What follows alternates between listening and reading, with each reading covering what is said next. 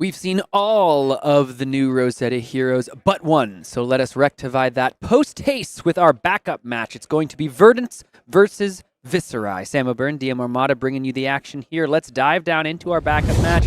It's going to go a little fast, just a little furious, because we, of course, have another game to get to. Luke Magnuson, Verdance Thorn of the Rose, Aaron Fagald on Viserai Runeblood. I believe Luke Wolfpack? Seen him around a bunch of times, that's for sure. It's going to be channel the Millennium Tree into the Surgeon Aethertide to start things off. See the Rampant Growth headed to the bottom of the deck with an energy potion as well. Yeah, Surgeon's Aethertide is one of those weapons that really came on strong with this exact meta, simply because there's never, to this point, been a way to amp up or buff up weapons on, like, staffs and you know, arcane damage and that sort of thing. But channel here allows you that capability, which means you can spill that damage over from Surgeon Aethertide to any other spells. Nevertheless, on the other side of things, Viserai is just saying, here's a bunch of damage. Yeah, Machinations of Dominion, the new majestic Mauvern Skies type ability that blocks 3 and gives overpower, but the Rootbound Carapace here going to block looks like no decomposition there. I believe there was not enough Yeah. cards in the graveyard to actually pull that off. Nevertheless, it does stop 6 because of the card blocked from hand and then Arsenal covering up the overpower on that attack. Nevertheless, sending the damage is the Surgeon Aethertide, but that means that the channel of the Millennium Tree is now gone. Now, again, we talked about it with Florian. Getting value out of the channel of the Millennium Tree is hugely important in the arcane-centric versions of any of the Earth heroes, and that turn, it really only got 2 turns worth of value. Can you get more out of it? It's a really difficult proposition, but here, punching across from the Viserai side, sending a Rune Flash. Rune Flash, great card. Gets minus reduction, of course, for the cost, however many Rune Chants you control. So this one had to pitch 1 card into it, coming there with the 2 Rune Chants on the back end, so the Reaping Blade can follow this up as well. So yeah. we're going to... The Rune Rager Swarm has often been now swapped in place of Rune Flash, so it's interesting to see both of these surviving in this deck and just playing. Oh my god, okay. Or we could just play Revel and Rune Blood and then send all of those Rune Chants instead. But both of those go again attacks, really like trying to extend these wide turns, very Aurora-esque in Rune Blade. All that damage going to just mean that Lucas is going to end up at 26, but use the 2 floating on account your blessings. So there is our, one of our first sightings of that in a while, and then the development from Lucas is just going to be the healing potion, so looking to power that up with some Rampant Growth and the Plume of Evergrowth to no Storm Stratters, but to use a storm of arcane damage and close this game out on an end game little combo there at the end. Yeah, the healing potion, one of those volatile pieces that doesn't block, but gives you a lot of extra damage on a mini combo type turn, and if you don't know how Verdance plays out these combos, you're looking to combine life gain, like with Healing Potion, alongside of Rampant Growth Life, which you can technically get from Plume of Evergrowth that you see down there at the bottom. We do know that there is exactly 1 copy of Rampant Growth Life already in the graveyard, so setting towards this combo is something that you'll see this game, Luke play out in this game with something like a Healing Potion, perhaps, like a Sigil of Solace in the arsenal. You could even do it, of course, with Count Your Blessings, which we do see in the hand there. Count Your Blessing here is going to gain, looks like 3+1, so 4 there, pitching away the Mind Warp. And there's a second Mind Warp, but this is just 2 arcane damage, no amping whatsoever. Aaron's still going to respect even the surge of Mind Warp is truly where the power really lies. But a Mordred Tide to start things off. Runic Reckoning creates a Rune Chant, which would then create a second Rune Chant. Viserai creates 1 that would create a second, so that makes 4. Means this Rune Flash is free, and the attack is getting bumped up by the Runic Reckoning. And that's actually even a blue Rune Flash getting pumped up by the Runic Reckoning here, but now here's 5 for arcane damage. Is there going to be another non-attack played on the turn to go ahead and try to get the value out of that Mordred Tide or Rune Blade card? Yeah, I think he's more encouraged to send these Rune Chants instead of sitting on them, simply because you're playing against a wizard, and all wizards are now packing 3 copies of Scour. And if you get your value off of Rune Chants, like we were about to... Whoa, no, he's not. You had to read the runes. Yeah. 10. Never mind, just 10. But if you get your value out of those Rune Chants, they can't be scoured. Nevertheless, we saw the Scour pitch, so maybe he was just like, cool, I'll sit on this, have 10 Rune Chants, and then try to just blow you up. Interesting. Something else we should note, the Alluvian Constellus being the chest piece for Luke. Something that we saw Icelander used to great effect against the Viserais of old, but it's just going to be a Machinations of Dominion into the Rune Rager Swarm. So here's 3. Go again, overpower technically, make a rune chant in the back as long as he remembers to make one. There it is. And this is now 10 damage from the rune chants and 3 from the physical damage of the Rune Rager Swarm. Looks like we're pitching 6, taking 4 arcane, so 3 damage still coming in over the top. No blocks declared, so take the 3 down to 22. Ooh, Swarming Gloomveil going to follow things up. Make another rune chant, so this is coming in for 4. Still has go again here, so he could continue this turn depending on what's left in hand. But going to Oasis Respite. This is a very defensive version of Verdance. Playing the Oasis Respite into what would be perceived a very fast matchup means that they're just trying to play incredibly defensively. Obviously, you put Count Your Blessings in your deck. You're trying to play a longer game, but when you're drawing like this and when you're playing out turn sequences like this from Aaron's side, you're making it very difficult for them to really establish any sort of headway towards these mini combos. All Luke can do is draw 4 cards after staying alive, thanks in part to all of those blue cards pitched and the Count the Blessings. Another Mordred Tide just in to read the runes here, so Aaron's just setting up a bit, saying, listen, I don't think you've got a lot of life gain, but I've got a fair amount of pressure. What can you do on your own turn? Luke's got his action point, but he's also got a couple Count the Blessings. One is pitching into the next. Yeah, it does look like Aaron drew into the dreaded Runeblade hand, so he played a non-attack, which was Mordred Tide. A great non-attack. You'd love to get more value out of it, but then to just clear things out, get that second copy of Read the Runes gone.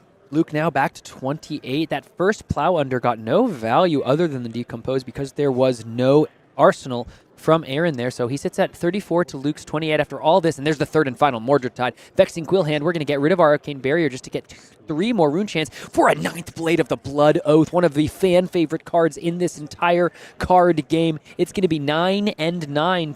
3 cards left in hand. Have to wonder if there's a Succumb to Temptation to get our action point back from here. Well, you could even use Spellbound Creepers here because you have access to that. You have the Mordred Tide played. You have the attack that you've sent. So yeah, this turn is likely to continue here. It's going to Rootbound Carapace. This is going to allow him to decompose again, blocking an additional 4. So he's holding on. He's doing what these Earth Heroes are just known to do, and that's stave off aggression. But yep, there's the activation of Spellbound Creepers. Malefic Incantation with 3 counters, make 2 more rune chants, and then there's the Snuff Out coming in 4 and 5, make 2 rune chants in the back, and if it hits, one of those rune chants can be destroyed to make Luke draw a card, discard a card, but it looks like just pitched into the Count the Blessings, so no cards in hand, just taking all the damage. Nothing can be discarded, even after all this life gain, even after the Count Your Blessings. Luke is already still down to 18 on the turn. Yeah, he managed to really stop a lot of that aggression on what was an insane turn. I mean, 18 damage across just the 9th Blade and the Rune Chants, and then he sent more off of the, 9 more after that? 27 damage turn? Deadwood Dirge into Snuff Out is the follow-up, so once again, going to go ahead and make 2 rune chants, 1 from Viserai, 1 from the Malefic Incantation. So here's 11 split damage that Luke has to think about. And the Snuff Out trigger, that's going to take care of all the rune chants and just buy all the cards out of the hand.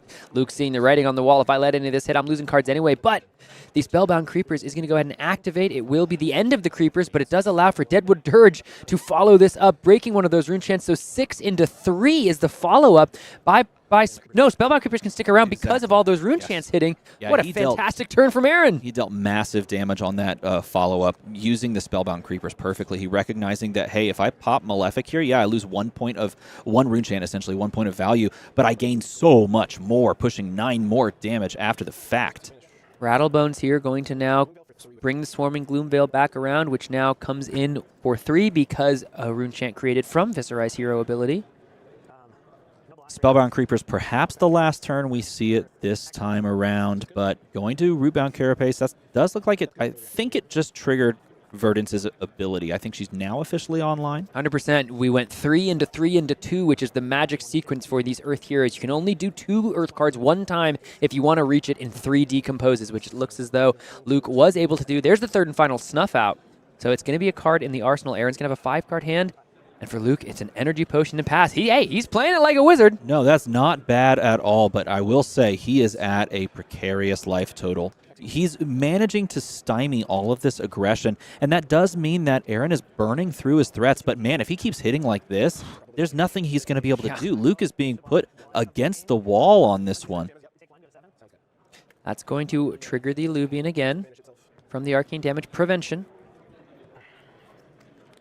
Luke here turning that 2 block into ostensibly a 3 block over the turn, thinking I'm going to be able to block 3 arcane damage with this blue card. So finding the defensive value where he can. But Aaron, that Sonata Arcanix, X equals 1 there, means 4 cards off the top. And he hit both times, baby. Amplify the Arc Knight and that Swarming Gloom Veil. So here comes a yellow Malefic incantation. Interesting. We've seen the reds played over and over. It's so many of these yellow cards that, I mean... There's been a bunch of yellow Runeblade cards being played. For so long, people have derided people that play yellow cards, or just yellow cards in general in the game of Flesh and Blood. What was the point of them? But if you need another effect, who cares if it's yellow? Who cares if it makes only 2 instead of 3? It's getting you closer to what you need to do. This is gnarly. The Become the Arc Knight can discard that Amplify the Arc Knight, meaning that any non-attack can be grabbed. You know it's the Revel in Runeblood that Aaron just grabbed out of the deck, so that buys the armor and a 3 block on that Swarming Gloomveil. Now it's time, most likely, for the Revel in Runeblood here. Make a bunch of rune chants. Read the runes first. Keep the Revel in Runeblood for a further turn in the arsenal. So 6 rune chants hanging out. Is there any disruption that Luke can do? No. Gain 3 life, ping 1 from the Verdance trigger, turning your Sigil of Solace into 4 value. But that's just the whole turn. Luke at 9 card in the arsenal to Aaron's 33 here. Malefic Incantation, yellow again. Sonata Arcanix. This one, X equals 0. It's 3 attacks, so that's a whiff from Aaron. He got 1 good hit, 1 bad hit. The question is, can he convert the rest of the cards in his hand and utilize those rune chants as best as possible? Well, the fact that he's already sitting on 6 rune chants means that as long as he can snake together, like Go Again off of this turn, and there it is. There it is. Rune Rager Swarm, as long as you have Go Again in any way, shape, or form, you can send 4 more after this, thanks to that arsenal. 4 more plus the 3. Greenblade looks like they're going to do a quick judge. Oh, they're wondering... They're wondering, missed the trigger on the attack, can you still trigger the Malefic Incantation? From the way I understand the new judge rulings and the new way that they're going about this, as long as there's nothing like major that has been missed, these are often triggers that are allowed to resolve for the most part now. I would think so, but I guess we'll see as the judge is conferring with both players to see how they... Oh, okay. 1 extra rune chant would be represented there. One of those Malefics makes its way out. And instead, it's going to be 7 singular packets of Arcane, if you will. Yeah, I was going to say, I think one of those is done. Okay, he's going to pitch into it. He's going to pitch 2 blues to take 1 point of Arcane damage. I'm wondering where he got that extra rune chant. I must have just been from... That was the one that should have come along on playing the card after the Sonata Arcanix. But here's the Revel in Runeblood, making so many rune chants. 2... are floating. How much would this Count Your Blessings even gain as you're facing down a total of 11? It looks like he is going to play it. He's going to gain the life. Then he's going to take a lot of rune chants. Up to 12, taking the rune chants back on down to 4, blocking 3. A lot of life has been gained from Luke, but at the end of the day, he's still at 4 and facing down an aggressive Viserai list. Can Aaron continue to string together the pressure? Because a lot of his... big power cards have been used. All 3 Mordred Tides, at least 2 Revel in Runebloods.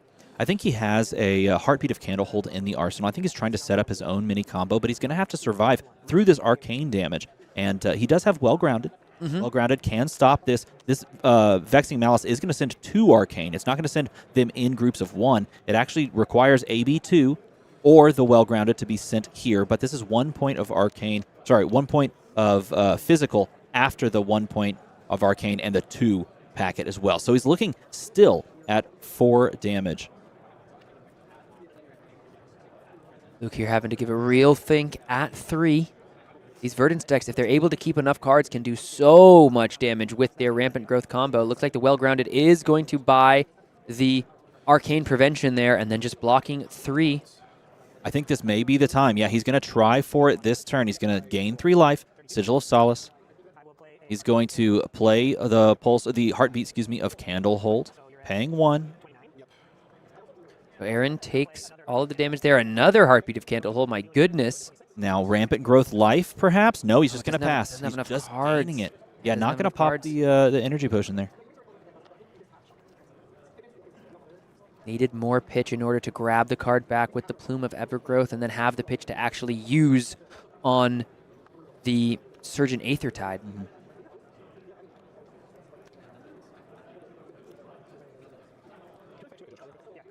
11 to 26. Aaron's sitting at 26, calling for another judge, taking a look. Now, he's burned through, like you mentioned, a lot of his deck, a lot of his aggression. He's seen all of his snuff outs. I believe, at this point now, we've seen all 3 copies of Mordred, for sure. Mordred Tide. He's seen all 3 copies of the Revel in Runeblood. Yeah, 2 or 3. I think. At the very least, 2. I think 3. Yeah. So at this point, his deck is predicated more on, or relying more on things like that Vexing Malice that we just saw. And it's really up to him to figure out how to get these last 11 points in one go. This was that was the big life gain, right? Because now Luke has some more life to play with. He's still got a bunch of Count the Blessings in the graveyard. Aaron looks like he's having some questions about certain cards, wants to discuss away from the table to make sure that Luke doesn't hear anything that would give him some helpful information. Deadwood Dirge here. Oh, it looks like he was wondering, can you play Deadwood Dirge without having a target? And it doesn't target anything, it just says destroy. If you do, so it's just a 0, non-attack with go again. Now this can pitch into the Rune Flash, which just has go again. So the Reaping Blade comes along 3-1. This is the thing, a lot of the power has left this Viserai's deck.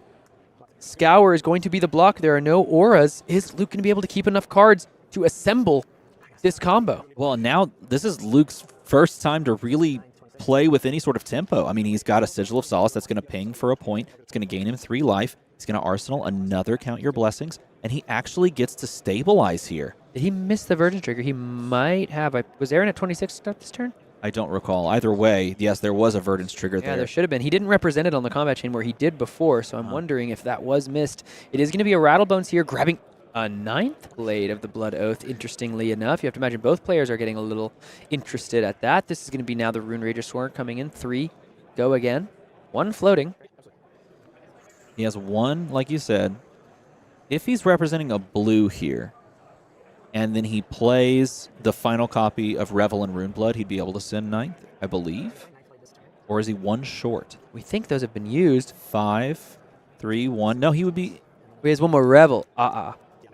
I believe he has this. The only way you play this sequence is if you have Revel in Arsenal and you have a blue in hand, so that you can then play Revel after this, make the requisite amount of rune chance that is going to discount your 9th Blade to 4, and then pitch the blue so that you can send 9 and 9, which is a large amount of damage. But at this point, Luke has well and truly grabbed the tempo and can wall up almost. Has some life to play with, and the question is, can Aaron just find enough damage? Because some of these hands are going to end up being clunkers, and Luke does have more copies to Count the Blessings. Count your blessings. I mean, it was looking dicey for Luke. Oh, yeah. Down looking to 2. Looking at the way that he was able to stabilize and try to start coming back in this game, it's quite impressive. 15 minutes, 44 seconds left in the round. Of course, this is sped up so that we could watch the conclusion of it. Asking me to count the blessings in response. Count your blessings in response. Let's see how much life is gained from there. From 12 all the way to 20, that's 8 life gained. Means you can just block 4-3 with the Pulsing Aether Life. Revel in Runeblood from the arsenal. Blue in the hand, or yellow in the hand, because it's reduced. Only costing 3, so with that 1 floating, only needed the yellow. So now here's 6 plus 9. Looks like Luke's going to take all of it down to 5. Ooh, because I think he's got that big Warmonger's Diplomacy to try to really stuff the turn from Aaron and establish a powerful card in the arsenal. Maybe that other Pulsing Aether. Yeah, Warmongers means that you just have to play out a developmental turn. It looks like he's going to play out a couple of cards, make a rune chant, and then pass. That still has a potent effect against Viserai, who's gotten a lot of upgrades in the deck, but Warmongers is still a card that they have to contend with. 25-5, the 2 life totals here. Aaron, 5-0 on Viserai. Luke, 5-0 on Verdance. These players want to move into that final round and give themselves the highest probability of being able to go ahead and hit the top 8. Healing potion here might mean it's time for a big turn. 2 life gained. We need to track the life gained on this turn if we're going to rampant growth life gain on the card here. Let's see if they're going to hold priority or not. Nope, it's just going to be a little mini combo, so that's 3 life gained. It's going to amp for 3. It's going to send Surgent for a total of 4. And whatever damage is dealt by Surgent amps the next arcane damage as well. AB2 is still available on the board, but you can definitely tell the deck is running thin. The equipment suite is running thin of Aaron trying to find the last points of damage to punch through, but it's looking grim. He's going to take 1, which means that this Destructive Aether Tide does actually represent a surge here, surging for 3. So that means the blue can be pitched, which means no surge effect, no arsenal destruction. That took the healing potion as well. I wonder, Aaron might be happy with that exchange. There's another yellow Malefic Incantation. That's just going to buy the pass back. Just another establishing setup turn, seeing what can you do with your action point here. Luke, Surgeon Aether Tide, that's an action. Oh, Scour here is so key because it can remove Malefics, and that really just immediately deletes the strategy that Aaron was going for. It's just setting up, playing a big turn to try and punch in one fell swoop. Become the Arknight, third and final use of this, I believe. One of those, search tutor style effects that were present in Arcane Rising and not many other places because of how powerful they are. Think Knock the Death Whistle, you think Lesson in Lava, you think Spark of Genius. Become the Arknight completes that cycle. Discard either an attack or non-attack to find the other. He discarded the Rune Rager, so grabbing a Sonata. Try to continue the turn. Luke's at 8. Viserai here at 16. You forgot Tome of Aetherwind, Art of War. Yes. Both of those, all of that from Arcane Rising. Yeah. Very powerful set. That is going to grab the Amplify the Arknight off of the Sonata Arcanix, pitched the blue into it. So 1 arcane damage, that's pitched into with it looks like a blue Rootbound Carapace, fascinatingly enough. But here comes Swarming Gloomveil. 4 plus 2. 2 in the pitch. That's just going to immediately eat up those 2 rune chants. Block 3, take 1, down to 7. Close chain. Runic Reckoning creates a rune chant. And the final pitch into the Amplify the Arknight. Yeah. So 9 damage, 2 arcane over the top. Were enough rune chants created to make the on-hit effect of Swarming Gloomveil there. Now, the crazy thing about this turn is that this was all off the back of being scoured and removing those Malefics. So imagine if those Malefics were there. But in response, counting his blessings, he's counting through right now. Should be getting he 9 has been probably. Quite blessed. Taking the 9 down to 5. Back down to 5. Managing to just hold on. And that's what Count Your Blessings can do. Yeah, Aaron here has to sculpt another good hand. Luke, I think that might be it with the Count the Blessings. Yeah, this is how it's looking, folks. I'm not sure how many cards are left in these players' decks. Aaron's deck is looking kind of thin. He just goes ahead and throws the Reaping Blade. Let's see. Oh, yeah, there are not many cards left whatsoever. Fruits of the Divorce here is just going to gain 2 life. Ping for 1, taking the 1. I believe they didn't maybe notate it down on the device, but Mind Warp is going to come across. It is going to shuffle the cards back into the deck, and that really well and truly shows there's not a lot left. 5 minutes left in the round, but not a lot of cards left in deck. Aaron put on a clinic of just putting damage on the board, but at the end of it all, couldn't quite come away with enough to close it out, and Luke is in the driver's seat, holding on to life gain and defensive options. Reaping Blade here coming over, 3 damage, no blocks. Luke down to 3. Oh, he's activating Plume here, going to grab the Rampant Growth life. That's going to come back to the hand. It's going to gain 2 life off of Fruits of the Forest. So if we're tracking this as 2 life gained here, Rampant Growth life, he is going to pop, and he's going to... Wow. Okay, this is closing it out because Count Your Blessings now is counting the number of Count Your Blessings. He's going to gain a massive amount of life. That Rampant Growth life is going to be played after this. He has gained 9 life in total on this turn.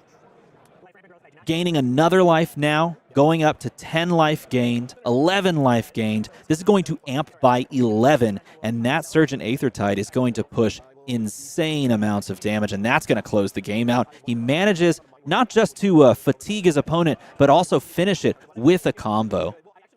Look in there, you can see, I think the thing Aaron was playing towards was giving that 9th Blade of the Blood Oath overpower with the new Machinations of Dominion. But, I mean, hey, this is what these style of decks are trying to do: win the game through starving their opponent of resources, threats, utilizing life gain to get to an end game state. In Verdance's case, where there's enough of the potential of arcane damage to just close this thing out, and close this thing out, Luke did indeed. Moving on to 6-0, putting himself in pole position to make his way into the top 8.